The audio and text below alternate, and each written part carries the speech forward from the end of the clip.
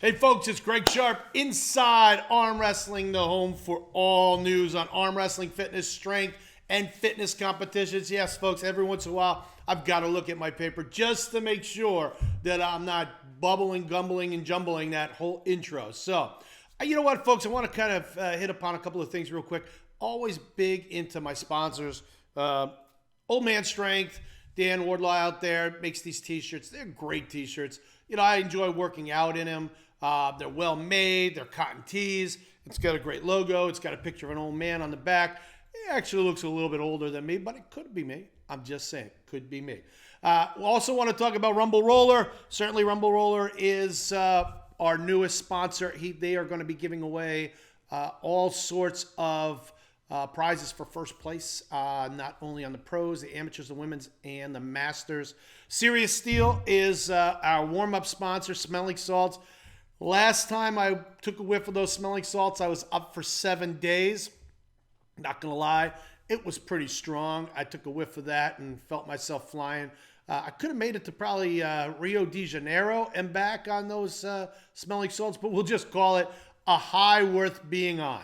And we've got Nat Fit over there, Jamie Sheldon. He is our Riverside host and sponsor location for the first event, World Series of Arm Wrestling on June 29th. So we've got a lot of our sponsors here on the table. I don't have Rockwell Watch on me. I've actually wore Rockwell Watch all weekend long at a bunch of events in LA. I love Rockwell watches. They've done nothing but great things for us in World Series of Arm Wrestling. So shout out to them. But let's kind of jump into, folks, what's really in the news in arm wrestling these days. April 12th, East versus West. It's going to be really the Shark Tank, if you will, if you're a Happy Days fan, where event of the year. I don't know that any other event is going to eclipse the value of Devin Lorette versus Levon Sagan-Savelli. I'm getting better at the Levon name, although I'm probably still torturing it a little bit. I just hope I don't ever meet the man and he tortures me for torturing his name. But I do the best I can, folks. Sometimes when you get older, you just let it flow. If you've ever driven in a car with me and I don't know the words to a song, I can certainly tell you that I'll either make them up or I'll hum something that's really, really close. But interesting enough, on East versus West today, I thought this was pretty fun. And we're talking about some of the matches, but East versus West, Angan posts that he's posing, Levon is posing for a cardboard cutout for the East versus West. And you've got Levon, he's got a double bicep going on there. You know what? He may need to get someone like Milo Sarcev or maybe a Chad Nichols or Hanny Ramdin, who is Mr. O's trainers, to kind of straighten him out. He's a little bit tilted, but the fun thing for me on that is that the man is so big. I really would love to see what most people look like standing next to his cutout. If they do a life-size cutout of this man, what I really hope that Angan does is he puts a bunch of just normal, if there are normal people in the world of arm wrestling, but normal, everyday people in front of it, standing in front of it, putting their arm next to it, really kind of giving you a differential of what size that this man really has. He is a monster, folks. He is not larger than life. He is as large as life times 3, right? I mean, this man is super huge, and he's wearing some sweet Nikes. I don't know if I could say Nike or not. I think I can. But he is showing some sweet Nikes in there. I would wonder what size his foot is. I mean, his body is swollen. Listen, his body has grown to an enormous size. We've seen him when he was younger. He was not even close to the size he is now. He's obviously enhanced his body to get to where he is. But, when you start to look at what that does to your appendages on the body, his hands are huge. They're swollen. That growth that he's probably has ingested over the course of time to get him to this size. It would be interesting to see what size sneakers that are. They certainly must be extra wide. There's no doubt about it. But Levon looking super huge. And, I want to kind of go over a couple of things that they posted here recently. They've got Georgi Savetkov on there and Alex Kurdeka. Interesting matchup. Two really strong two really strong arm wrestlers. Georgie has been training quite a bit more. I think Alex was hurt. I think he just, I shouldn't say I think. He's just came back into the sport and after some injury and is starting to compete again. I think this is a really good matchup for Alex to see where he's at. This is kind of a matchup that takes a man who's very, in terms of, stats, he's a tall person, he's a big man. It may give him really a catapult for him to get really engaged, to get back into the upper levels again. Georgie, after his event with Devin, it really was a lackluster event for him. Devin was super strong, pretty much played with him for the full match. Unfortunately for Georgie took the match on late notice, and really, kudos to Georgie for stepping in, but I mean, Devin is on a different level, and certainly he's on Levon's level right now. So that's a matchup that's really worth taking a look at. They did put in, as we talked about last week, an updated poster for Brandon Seltzer versus Stoyan Golomanov. He is doing a right arm light heavyweight super match with him. The poster is updated from Arson, who was looking to compete with him recently. They've removed him, put Stoyan there. It really is a tough upgrade for him. I'll be honest with you. I'm really pulling for Brandon. I'm a Brandon fan. He's a great guy to watch on the internet.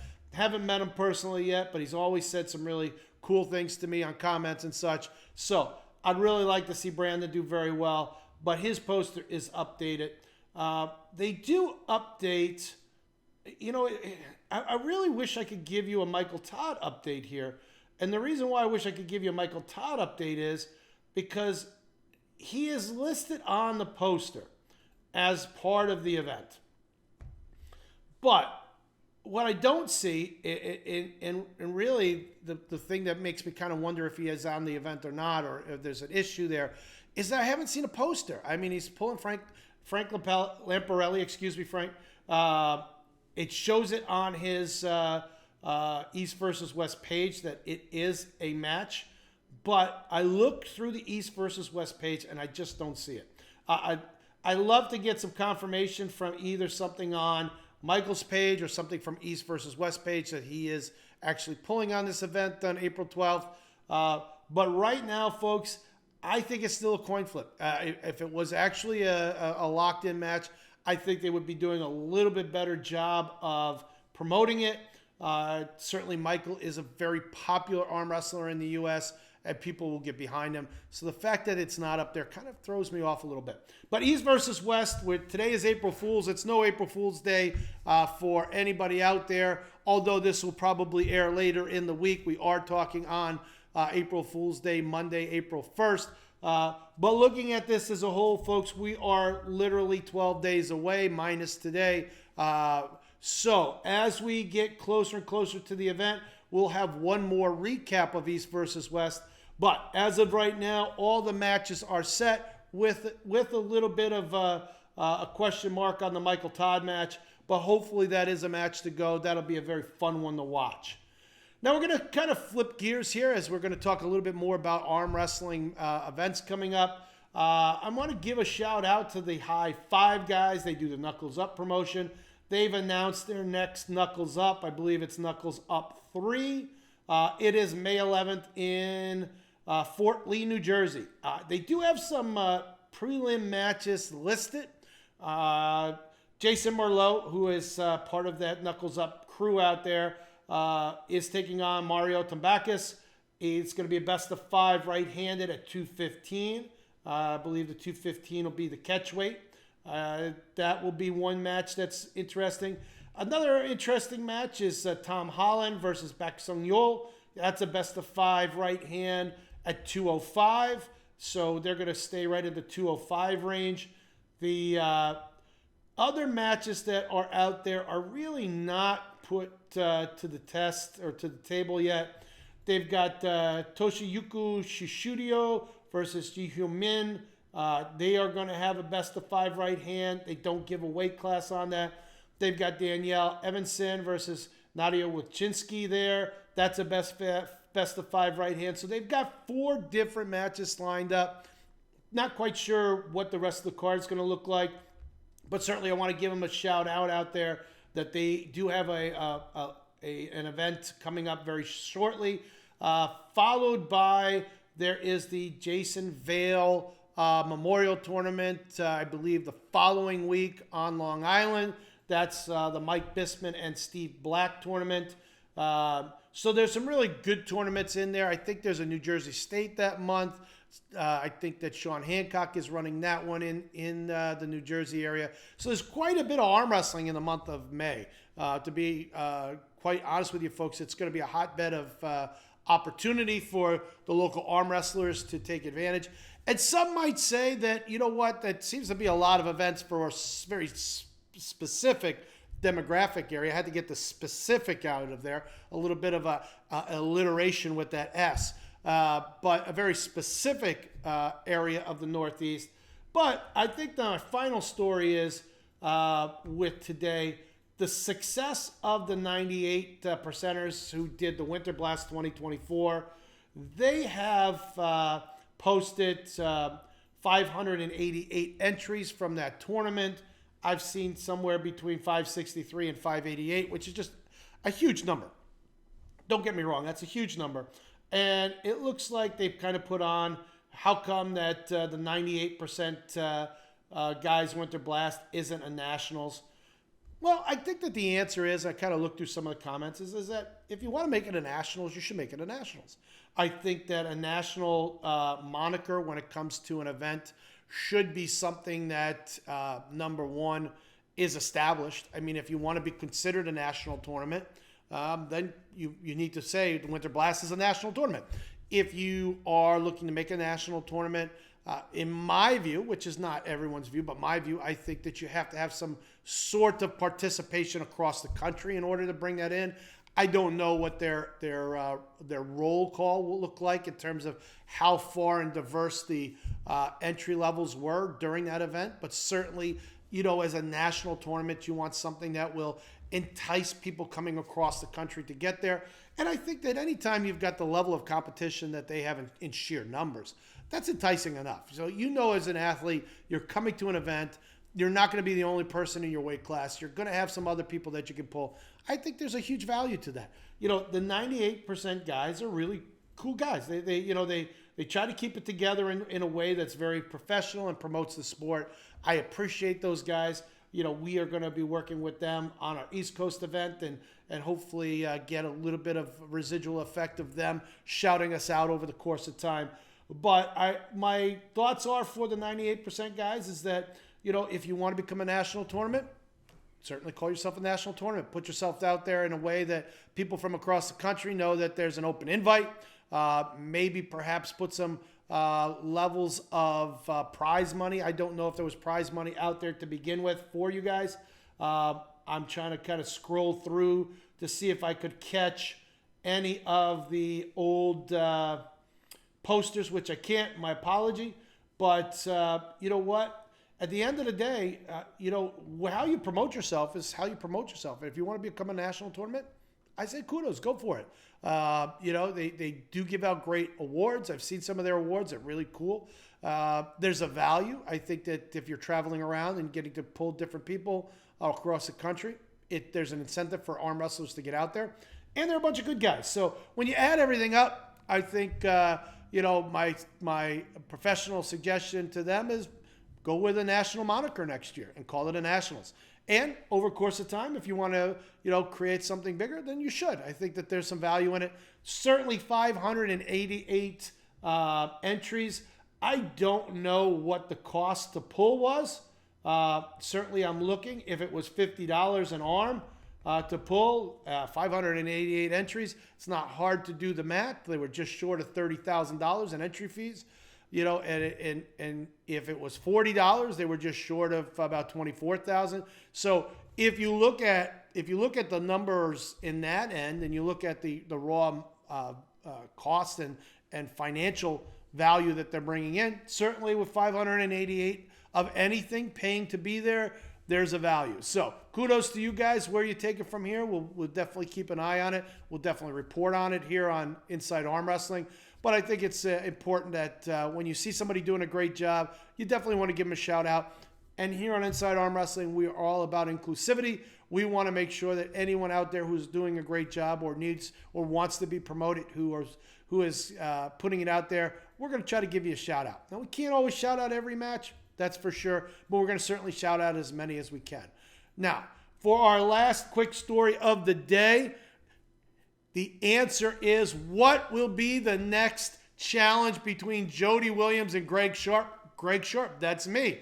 As you probably have watched me on TikTok doing my 70-pound reps with each hand up for 140 pounds and getting my 20 in. Jody's been doing his 112 on his curl bar, which dynamically is a different type of weight and motion. So the pounds are not apples to apples, folks. I can tell you right now, Jody is extremely fast and extremely strong. His weight and his motion is not going to translate out to the same way that I do them. But we've been doing this now for 28 days. If you do see this at the end of the week, which the podcast will show, you will see me struggling with 80s in each hand on day 28, which is today, wherever this lands. Maybe 4 days into the future, you'll be able to go to TikTok and Greg XFS on TikTok to find it. You'll see me jump to 180 pounds, 90 pounds per arm. Then you're going to see me jump to 100 pounds. And let's see what the value of this 28 days have been prior to this week. Let's see if I've gotten any stronger. Let's see if this old man can move, this old man's strength can move some weight. And certainly the biggest thing for Jody and I is just get involved. We don't necessarily, we're not really necessarily doing this because we want to become Instagram or TikTok famous or YouTube famous. What we're really trying to do is show people some consistency. And hopefully this next challenge, you guys will pick us up and start tagging us as well. And next thing you know, we're going to have multiple challenges through the course of the year. And how fun will that be? Kind of keep each of us motivated, keep pushing ourselves, see who really is out there and what can really be done on some of these lifts. I think they're amazing. Think about it. I mean, if you're doing hammer curls, and I'm going to be, probably cheating my way to as many as I can. Well, when you get to 200 pounds and you're doing hammer curls, I mean, there's got to be guys out there that can do a lot more than 200 pounds. Let's see who you are. Let's kind of put it out there. It only makes it funner for me. We all can live vicariously through each other, and certainly that's a value. As long as we're keeping each other motivated, I think that we live in a better space in our value of our lives. So, having said all that, East versus West, April 12th. High Five, guys, I think, again, May 11th. Jason Vale, I believe, is the 17th. And then kudos to Winter Blast, guys. They did a great job. I'm going to look down here at my stories. Boom, boom, boom. I want you to make sure, folks, this is Greg Sharp wrapping up. Train hard, pull smart, and be safe as always. We will see you next week with another Inside Arm Wrestling episode. Folks, if you like these stories and you want to see more, please hit the like button and subscribe to our page. Also, hit the notification bell underneath the video so that way you're notified every time a new video comes out. And if you're on social media, specifically Instagram, go to the World Series of Arm Wrestling Instagram page. Please follow it. We'll try to follow you back, but it'll keep you up to date with all of the news and events in the world of arm wrestling.